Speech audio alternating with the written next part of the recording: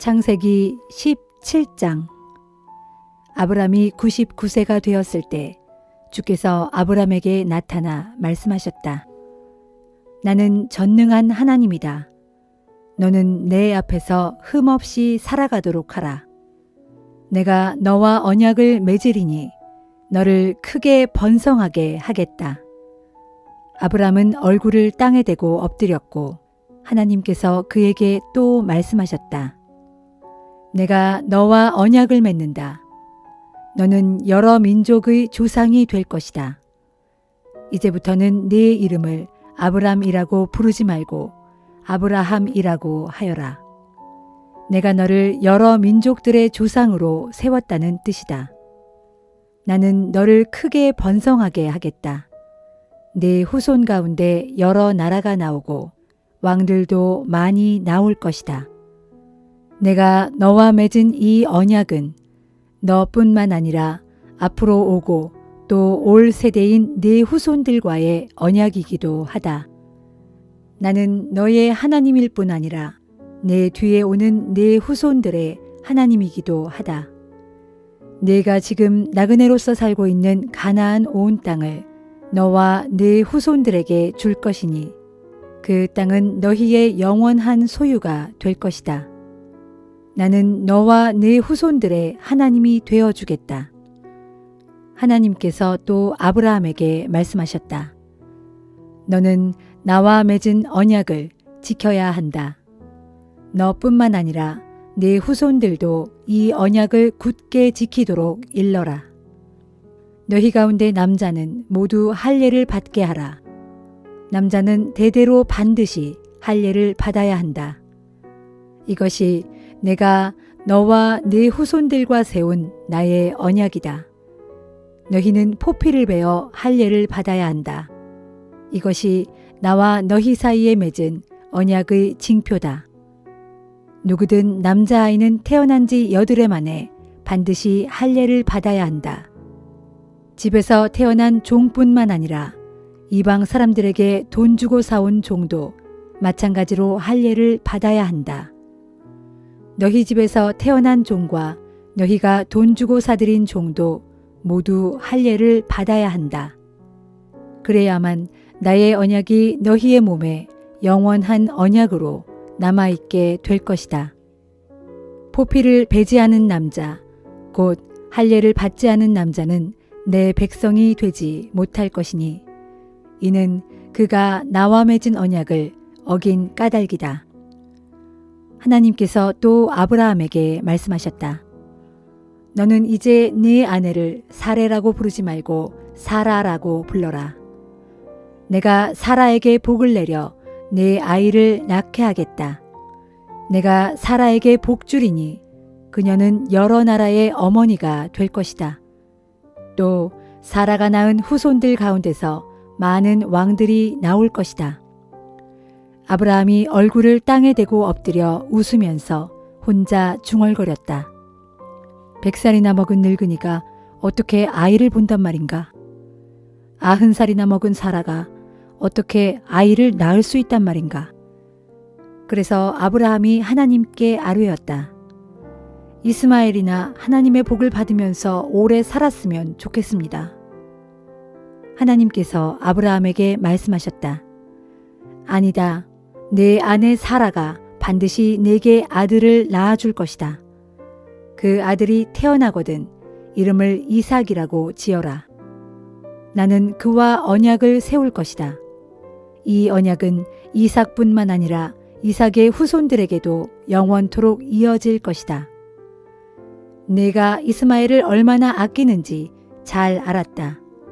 내가 이스마엘에게도 복을 내려 그로 많은 자식을 낳게 하고 그의 후손들이 크게 불어나게 할 것이다. 이스마엘에게서 12부족의 지도자가 나올 것이다. 나는 이스마엘이 큰 나라를 이루도록 해주겠다. 내년 이맘때 사라가 내게 이삭을 낳아주게 되면 내가 이삭과 언약을 맺을 것이다. 하나님께서는 아브라함에게 말씀을 다 하시고 그를 떠나 올라가셨다. 바로 그날에 아브라함은 하나님께서 이르신 대로 다 행했다. 아브라함은 아들 이스마엘뿐만 아니라 집에서 태어난 종과 돈을 주고 사온 종에 이르기까지 온 집안 남자들의 포피를 베어 할례를 받게 했다. 아브라함이 할례를 받은 때는 99세였다. 아브라함의 아들 이스마엘이 할례를 받은 때는 13세였다. 아브라함과 그의 아들 이스마엘은 이렇게 같은 날에 함께 할례를 받았다. 집에서 태어난 종과 이방 사람에게서 돈을 주고 사온 종을 포함하여 아브라함 집안의 모든 남자들이 아브라함과 함께 할례를 받았다.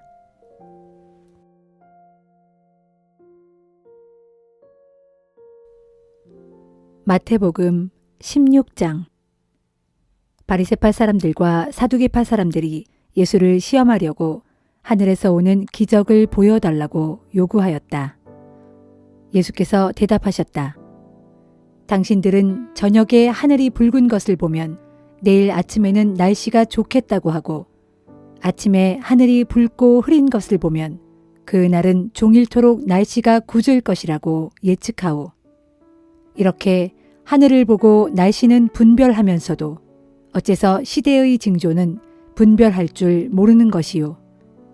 악하고 믿음이 없는 이 세대가 기적을 요구하지만 나는 요나에게서 일어났던 기적 외에는 보여줄 것이 없소. 이 말을 하신 후 예수께서 그들을 남겨둔 채 떠나가셨다. 제자들은 갈릴리 호수 건너편으로 건너간 후에야 빵을 가져오는 것을 잊었다는 걸 알았다.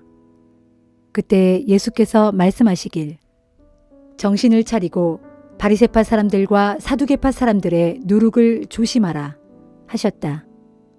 제자들은 자기들이 빵을 가져오는 것을 잊어버렸기 때문에 예수께서 그런 말씀을 하시는 것이라고 생각하였다. 예수께서 제자들의 생각을 아시고 말씀하셨다.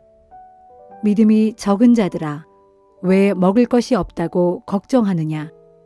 너희가 아직도 깨닫지 못하느냐? 내가 빵 5덩어리로 5,000명이나 먹이지 않았느냐? 뿐만 아니라 다 먹고도 몇 광줄이나 남지 않았느냐? 또 내가 4,000명을 먹였을 때도 다 배불리 먹고도 얼마나 남았는지 기억하지 못하느냐? 그런데도 내가 먹을 것에 대해 말하였다고 생각하느냐?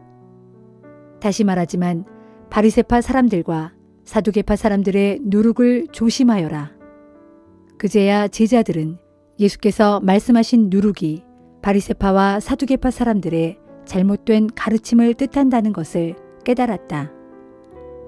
가이사랴 빌립보 지방에 이르렀을 때 예수께서 제자들에게 물으셨다.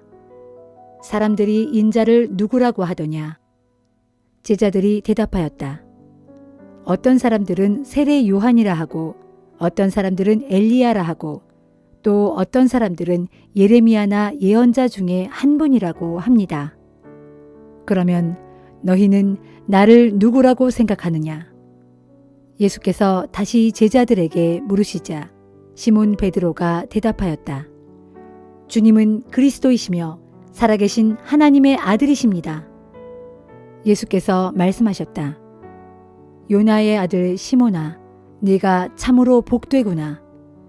네가 그렇게 말한 것은 사람의 생각에서 비롯된 것이 아니라 하늘에 계신 내 아버지께서 너에게 알려주신 것이다.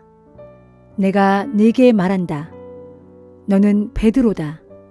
내가 이 반석 위에 내 교회를 세우리니 어떤 죽음의 세력도 그것을 이기지 못할 것이다. 내가 하늘나라의 열쇠를 너에게 주겠다.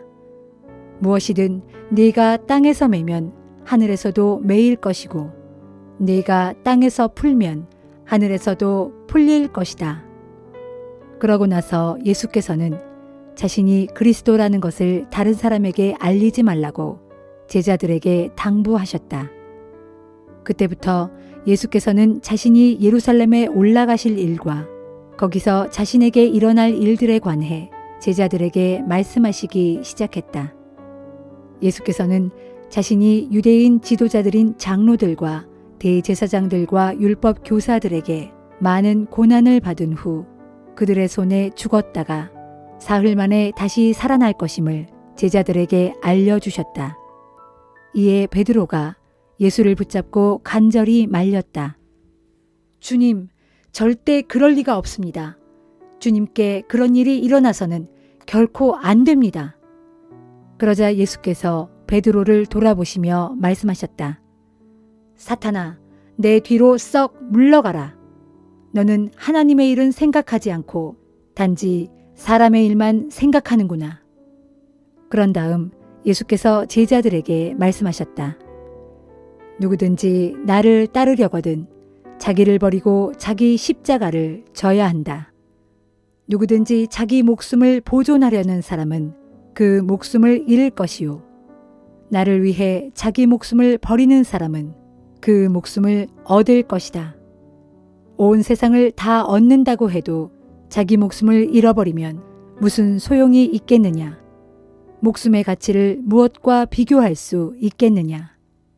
장차 인자가 아버지의 영광에 둘러싸여 자기 천사들을 거느리고 올 터인데 그때 인자는 각 사람이 행한 대로 갚아줄 것이다.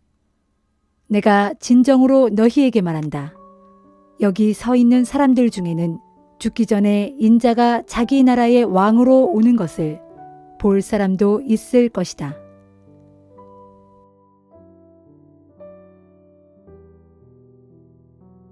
느헤미야 6장. 예루살렘 성벽이 재건되어 이제는 무너진 곳이 하나도 없게 되었다. 하지만 아직까지 성문에 문짝을 달지 못하고 있을 당시 우리의 대적들인 산발락과 도비야와 아라비아 사람 게셈과 그 밖의 사람들이 그 소식을 전해 들었다.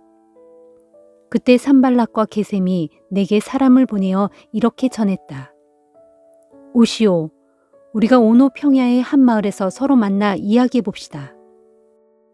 하지만 그들의 이런 초청은 나를 외딴 곳으로 유인하여 몰래 해치려는 수작이었다.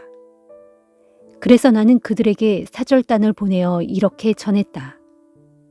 나는 지금 한창 크고 중요한 공사를 진행하고 있어서 여기를 잠시라도 떠날 수가 없소. 어찌 일손을 놓고 당신들을 만나러 내려갈 수 있겠소. 그들은 4번씩이나 똑같은 전가를 나에게 보내왔고 그럴 때마다 나 역시 그들에게 똑같은 말로 대답했다. 마침내 산발랏은 5번째로 자신의 신복을 시켜 똑같은 메시지를 내게 보내왔다. 그런데 이번에는 봉하지 않은 채로 편지를 내게 보냈다. 그 편지에는 이렇게 적혀 있었다. 당신과 유다 사람들은 지금 반역을 꾀하고 있고 그런 연유로 성벽을 쌓아 올리고 있다는 소문이 온 세상에 널리 퍼졌소. 게셈도 그 소문이 사실이라고 나에게 확인해 주었소. 더구나 내게 보고된 바에 따르면 당신은 유다 사람들의 왕이 되려고 하며 심지어 예언자들까지 내세워 유다 땅에 다시 왕이 나타났다라는 소문을 온 예루살렘에 퍼뜨리게 했다는 이야기도 있으므로 나는 이 같은 사실을 페르시아 왕께 모두 보고할 것이오. 그러니 이 문제에 대해 우리가 직접 만나서 상의하도록 합시다. 하지만 나는 산발랏에게 이런 답변을 보냈다. 당신이 편지에 쓴 내용은 모두 거짓이오. 실제로는 전혀 근거가 없는 이야기들로 모두 당신의 머릿속에서 나온 모함일 뿐이오. 이렇게 그들은 우리와 싸우려고 온갖 시도를 다했다. 그렇게 하면 우리가 겁을 먹고 사기를 잃어 공사를 중단할 것으로 생각한 것이다. 하지만 나는 하나님께 이렇게 기도했다. 하나님, 제 손을 붙들어 주셔서 저로 강하게 하소서. 어느 날 나는 무헤다벨의 손자요 들라야의 아들인 예언자 스마야를 만나러 그의 집으로 찾아갔다. 그가 갑자기 문밖 출입을 전혀 하지 않고 있었기 때문이었다. 나를 보더니 그가 내게 말했다. 총독님, 우리가 얼른 하나님의 성전으로 들어갑시다. 성전 안에 성소로 들어가 성소 출입문을 걸어 잠그고 있읍시다. 오늘 밤 그자들이 사람들을 보내 반드시 총독님을 살해하려 할 것입니다. 그러나 나는 스마야에게 이렇게 대답했다. 내가 왜 그들을 피해 도망을 가야 한단 말입니까? 나 같은 사람이 목숨을 구하겠답시고 감히 하나님의 성전 안으로 들어갈 수는 없는 노릇입니다. 나는 가지 않겠소. 그 순간 나는 스마야가 하나님의 영을 받고 말하는 것이 아니라는 것을 깨달았다. 사실 그때 그는 도비야와 산발랏에게 매수되어 나에 대해 그렇게 거짓을 예언한 것이다. 나의 대적들은 스마야를 매수하여 그를 통해 나에게 겁을 주어 나로 성전의 규범을 위반하는 죄를 짓게 함으로써 그 일을 빌미 삼아 나를 협박하고 비방하려고 계략을 꾸민 것이다. 그래서 나는 이렇게 기도했다. 나의 하나님, 도비야와 산발랏이 제게 한 악한 소행들을 기억하소서. 또한 여자 예언자 노아랴와 그 밖에 다른 예언자들이 나를 협박했던 사실도 기억하소서. 마침내 예루살렘 성벽의 재건 공사가 마무리되었다. 때는 공사를 시작한 지 52일 만인 엘룰 월 25일이었다. 이 소식을 듣고 우리의 대적들과 사방의 여러 족속들이 크게 놀라고 두려워했다. 그들은 이 공사가 하나님의 기적적인 도움으로 이루어진 것임을 깨닫고는 모두 기가 꺾이고 절망감에 휩싸였다. 그 무렵 유다의 유지들은 도비야에게 자주 편지를 보냈고 도비야도 그들에게 자주 답장을 하곤 하였다. 도비야는 아라의 아들인 스가냐의 사위인데다가 도비야의 아들인 여호하난도 베레갸의 아들인 무슬람의 사위였으므로 유다의 유지들 가운데는 도비야와 동맹을 맺고 사귀는 자들이 많았다. 그래서 그들은 내 앞에서 서슴없이 도비야의 선한 행실과 공로를 계속 칭찬했고 내가 한 말도 곧장 도비야에게 일러바치곤 했다.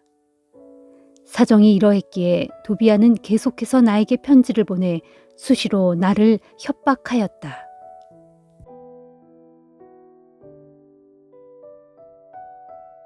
사도행전 16장. 바울은 더베에 들렀다가 루스드라로 갔는데 거기에서 디모데라는 제자를 만났다. 그의 어머니는 유대인으로서 믿는 자였고 그의 아버지는 헬라인이었다. 디모데는 루스드라와 이고디온에 사는 형제들에게 칭찬받는 사람이었다. 바울은 디모데를 전도 여행에 동참시키고 싶어서 그를 데려다가 할례를 행하였다. 그것은 유대인들을 고려한 행동인데 그 지역에 사는 유대인들이 디모데의 아버지가 헬라인이라는 것을 모두 알고 있었기 때문이었다. 바울 일행은 여러 도시를 두루 다니면서 예루살렘 교회에서 사도들과 장로들이 결의한 사항을 전달하였다. 각처의 교회들은 날이 갈수록 믿음이 튼튼해지고 신자들의 수도 점점 늘어갔다. 바울 일행은 부르기아와 갈라디아 지방을 그냥 거쳐갔다. 성령께서 아시아의 그 지방에서는 말씀 전하는 것을 막으셨기 때문이다. 그들이 무시아 지방 가까이에 이르러 북쪽의 비두니아 지방으로 들어가려고 하자 또다시 예수의 영, 곧 성령이 허락하지 않으셨다. 그래서 바울 일행은 무시아 지방을 지나쳐 드로아로 향했다. 그날 밤 드로아에서 바울은 환상을 보았다. 그것은 마케도니아 사람 하나가 서서 바울을 향해 이리로 건너와서 우리를 도와주십시오 하고 간청하는 환상이었다. 이 환상을 본 후 우리는 즉시 마케도니아 지방으로 떠날 준비를 했다. 하나님께서 그곳 사람들에게 복음을 전하게 하시려고 우리를 부르신 것으로 생각했기 때문이었다. 우리는 드로아에서 배를 타고 사무드라게로 직행하여 이튿날 네아폴리로 갔다. 또 거기에서 우리는 빌립보로 갔는데 빌립보는 마케도니아 국경에서 조금 들어간 곳에 위치한 로마의 식민지였다. 우리는 거기서 며칠을 지냈다. 안식일이 되자 우리는 성문 밖 강가로 나가서 유대인들이 모여 기도하는 처소가 있음직한 장소로 찾아갔다. 그리고 우리는 거기에 앉아 거기 모인 여자들에게 말씀을 가르치기 시작했다. 모인 여자들 가운데 두아디라 출신의 자색 옷감 장수 루디아라는 여인이 있었다. 그 여인은 오래전부터 하나님을 예배해 오고 있었다. 그때 주께서는 루디아의 마음을 열어주셔서 바울이 말하는 것을 다 받아들이게 하셨다. 바울의 가르침이 끝나자 루디아는 온 집안 식구들과 함께 세례를 받고 나서 말했다. 저를 주님의 참된 신도로 여기신다면 제 집에 오셔서 묵도록 하십시오. 그 여자가 간곡하게 청했으므로 우리는 그 초대를 기꺼이 받아들였다. 한 번은 우리가 기도하는 장소로 가다가 귀신 들려서 점을 치는 여종 하나를 만났다. 그 여종은 점을 쳐서 자기 주인들에게 많은 돈을 벌어주고 있었다. 그 여종이 바울과 우리를 따라오면서 외쳤다. 이분들은 지극히 높으신 하나님의 종들로 여러분들에게 구원의 길을 전하고 있습니다.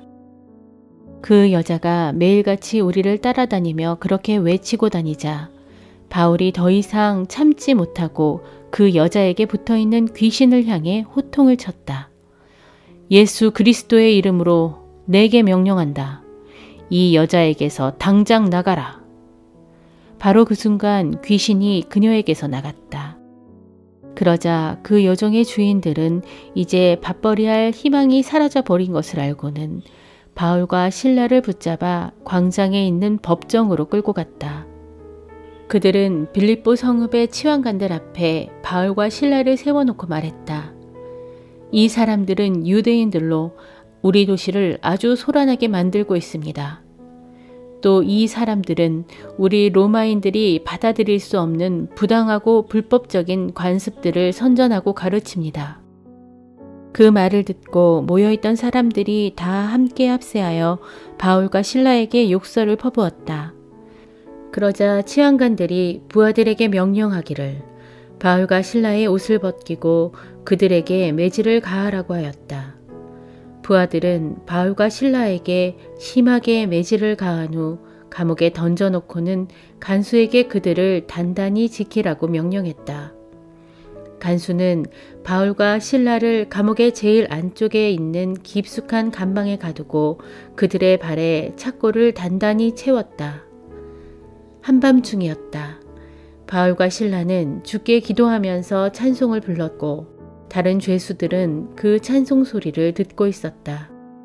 그런데 바로 그 순간 갑자기 큰 지진이 일어나듯 감옥이 밑바닥부터 심하게 흔들리더니 감옥 문이 모두 열렸다. 그리고 죄수들을 묶어두었던 쇠사슬이 스르르 다 풀렸다. 간수가 잠에서 깨어 감옥 문이 다 열려 있는 것을 보고는 죄수들이 모두 도망친 줄로 생각하고 칼을 빼어 자결하려고 했다. 그때 바울이 간수에게 소리쳤다. 잠깐, 당신의 몸을 해치지 마시오. 우리는 모두 여기에 그대로 있소. 간수는 등불을 가져오게 하여 지하 감방으로 달려 내려온 후 온몸을 떨면서 바울과 신라 앞에 엎드렸다. 그런 뒤 간수는 두 사람을 밖으로 데리고 나오더니 이렇게 물었다. 선생님들, 어떻게 하면 저도 구원을 얻을 수 있겠습니까? 두 사람이 대답했다. 주 예수를 믿으세요. 그러면 당신과 당신의 온 가족이 구원을 얻을 것입니다. 이렇게 해서 두 사람은 간수와 그 사람의 온 집안 식구들에게 주님의 복음을 전했다. 밤이 깊은 그 시각, 간수는 두 사람의 상처를 잘 씻어준 후 즉시 온 식구와 더불어 세례를 받았다. 간수는 두 사람을 자기 집으로 데려다가 정성껏 음식을 대접하였다. 그는 자신과 온 가족이 하나님을 믿게 된 것을 무척 기뻐했다. 날이 밝자 치환관들은 경비병을 보내어 두 사람을 석방하라고 통고했다. 간수가 바울에게 말했다. 치환관들이 당신과 신라를 풀어주라고 명령했습니다. 이제 가셔도 됩니다. 평안히 가십시오. 그러나 바울이 말했다. 그들은 로마 시민인 우리를 재판도 하지 않은 채 군중 앞에서 채찍으로 때리고 감옥에까지 쳐넣었습니다. 그런데 이제 와서 슬그머니 우리를 내보내려 하다니요. 그렇게는 안 됩니다. 그들이 직접 와서 우리를 호위에 가라고 하시오. 경비병들은 이 말을 치환관들에게 보고했다. 그러자 치환관들은 바울과 실라가 로마 시민이라는 말에 그만 가슴이 덜컥 내려앉았다. 그들은 곧장 감옥으로 달려가 두 사람을 위로하고 달랬다. 그런 뒤 감옥 밖으로 두 사람을 호송해 나가더니 두 사람에게 이 도시를 떠나달라고 요청했다. 빌립보 감옥에서 나온 후 바울과 실라는 루디아의 집으로 가서 신도들을 만나 그들을 위로하고 격려했다. 그런 뒤 우리는 빌립보를 떠났다.